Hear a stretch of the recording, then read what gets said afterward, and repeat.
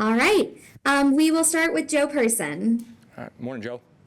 Good morning, Happy New Year. You too. Uh, Wanted to ask you about Xavier Legette and sort of what you'd like to see him do specifically to take next step in his development in year two. Yeah, it's still focusing on this week. We got another full speed rep week where we go out there today. We run concepts, third down concepts primarily with full speed, and then going out, and you cannot replace game reps. I think I've kind of echoed that all year. He's going to have a great opportunity to go against a couple really good DBs over there, really good All-Pro safety, a really good All-Pro corner. So just. You can't replace reps in a game situation, and you just want to see him play fast and confident with the concepts that we've been presenting to him, and then carry that into the offseason, carry that into next year, sure, but really just want to focus on putting together a really solid week of just playing fast and confident. I appreciate that. The reason I asked, we won't talk to you again, I don't think, so Yeah. if you don't mind entertaining the question about the offseason with him. I mean, he's a guy who struggled with his drops for different points of the year, and it's looked like sometimes struggled gaining separation. Anything technique-wise in either of those areas that he can do to get better in year two? Yeah, I think for those guys, we have a couple of young skill guys that just the mental piece that they're going to overcome, coming out of year one, is going to allow them to focus more on the technique. So the mental piece, I'm talking about understanding what we're trying to get accomplished with the concepts that we're running. They can overcome that hurdle and not have to spend their mental energy on that and really focus on the footwork, the release plan versus different techniques. So yeah, I think all of that is kind of tied in together with getting, I guess what I'm saying, those full speed reps of our concepts, and just owning hey, I've done this concept. They've asked me to run this route a number of times, and now I have experience against a bunch of different types of defensive techniques. So I think it's just applying all of that experience and then getting muscle memory in the offseason. He's going to have great opportunities to work on his own, work with Bryce, work with us in the offseason program of getting those muscle memories of, hey, remember back when we played the Falcons in the last week and we asked you to do this and you got this kind of coverage, and well, now we want you to kind of make sure that you really solidify that by getting that muscle memory down. Thanks. Yep. All right, and we will go to Mike Kay, followed by Mike Solarte. Hey, Brad. Happy New Mike. Year. Happy New Year. With Jack Plummer, how has he grown since you guys got him in here in the summer, and how did he earn the opportunity to kind of be that third quarterback in the room? Yeah, Jack is he's as studious as they come. He challenges the guys around him. We'll start in the classroom. He challenges our guys mentally by being on it. He studies. It's his last opportunity ever, every single week, just like he would in college.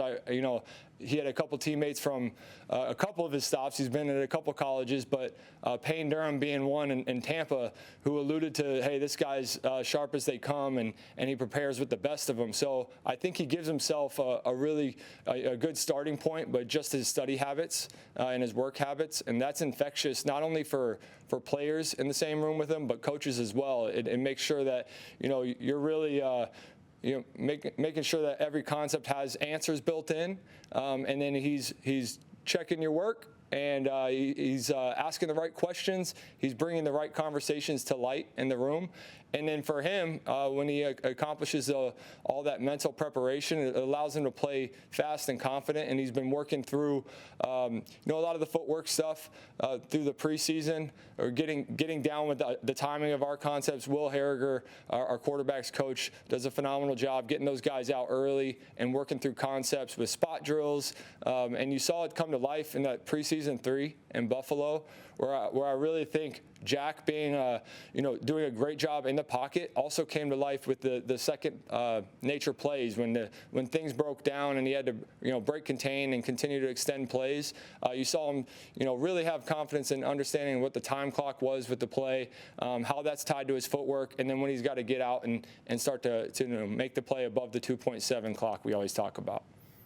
And then Damen Lewis was a guy you guys knew when you came in here. Like when you signed him in free agency, you knew what he could do. And I'm just curious, what has been his impact at left guard throughout this season for you guys? And has he lived up to expectations, exceeded them? Like what's your overall assessment of Damen Lewis through 16 games? Yeah, first of all, he seems quiet at first, but he's a tremendous leader.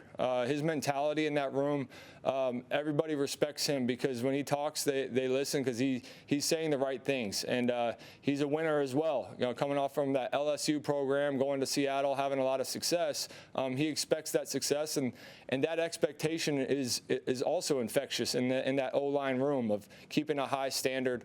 But then when you talk about the player, you talk about a physical guy who can anchor, who's athletic to redirect and pass pro, and he's very familiar with the schemes that we were getting accomplished this year with some of the mid zones and the protection schemes. Kali Kekueva brought him over from Seattle to work with Joe Gilbert and Harold Goodwin, and they've done a phenomenal job kind of meshing some of the stuff we did in Tampa with Joe and Coach Goody.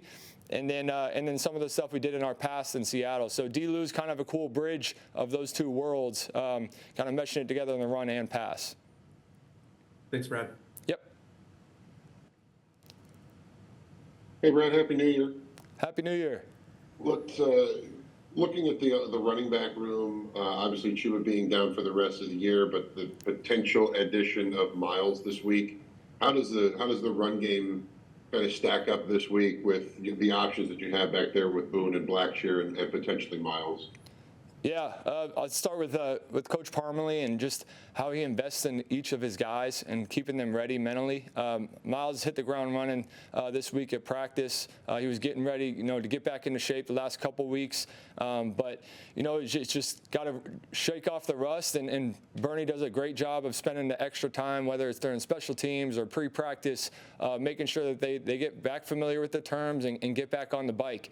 But Miles has looked really good out there. Boone and Blackshear, they've also, he's going to rep all those guys throughout the week, so they've gotten their experience of carries and all that, and we trust them. So I think it's just a good testament to the preparation that Bernie brings those guys in the room. That a guy like Miles can come off an injury and then come on the field and still look, like he's getting right back on the bike and getting on with the mid zone world, some of the gap stuff we're asking him to do, and then the pass pro too, being locked in with Coach Gilbert's plan in the pass pro. And can you kind of just talk about the years that Chuba and Robert Hunt have had, as they were both named Pro Bowl alternates today? Absolutely. Talk about the lifeblood and culture of our program. It starts with running the ball and being physical and finishing everything. Those guys do that. They do it in their own way, too. Sometimes Chuba has the personality of a guard where he just wants to maul you, right? He wants to beat you up. And then you would expect Robert Hunt to be more of the running back, the way he's celebrating, dancing. He's got twinkle toes sometimes. We should probably put him on a heavy pass here shortly.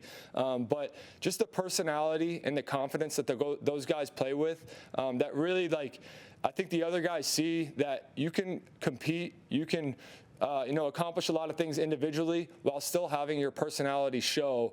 You don't have to be uptight. You don't have to put stress on yourself. You can play free and aggressive, without, holding back in. And we want all of our guys to show us who they are as far as play style, but then also the personality coming to life just shows you have a comfort with what we're asking you to do. And both of those guys in their own way have done that all year long. Terrific. Thanks, Brad. Yep. All right, we have time for a couple more. We'll go to Alex. Hey, Brad. Happy New Year. Happy New Year, Alex. Yes, sir. I wanted to also ask about Chuba. As a fourth alternate, he already has over 1,100 yards. As a fourth alternate, did that surprise you at all that he wasn't higher on the list?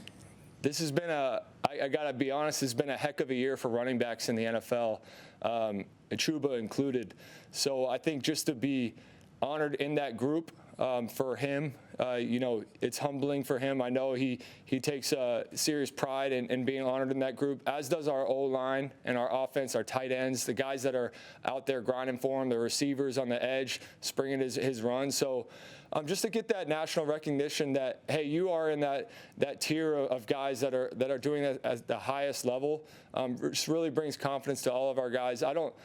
I think once you get up there and you get honored in Pro Bowl alternate, I don't think you really need to put them in a 1, 2, 3, 4 because all those guys in the NFC. You're talking about Barkley close to setting records, and Derrick Henry doing his thing. Like all these guys are accomplishing really good feats, and Chuba's right up there with them. That's enough of an honor for us to say, hey, you've accomplished great things. You should be proud of your work. And speaking on that trend that you mentioned and how it's such a great year for running backs, 14 guys are already over 1,000 rushing yards this year. Last year in total, only 12, and we still have a whole nother game left. Last year, only 12 guys crested that goal of 1,000 rushing yards. We've kind of seen this trend over the past couple of years where running the ball has been more of a focus of offenses. What do you think that's a product of? Well, that's always been our calling card, so I think we're kind of heading in the right direction as far as what we want our offense to be. Is start with the run game, but it allows you to be more flexible, in my opinion. It stresses the defense, makes them cover the whole field when you are running the ball, and then when you present a complementary scheme to a defense, then it just makes it really hard on them to load the box for the run and then threaten them with the pass when they're doing that. It allows us to kind of play the chess game rather than just spread it out and just have a couple runs to offset a spread pass attack or vice versa, where you're just going to load up and run the ball no matter what the defensive look is. So it's balance is always our goal, and able to do that, we have to have a core identity in the run game, which I do feel confident that our guys they feel that culture piece. They know who we want to be as far as starting with the run game and then continuing to try to build out the complementary passes to it. Great, appreciate you. Yep.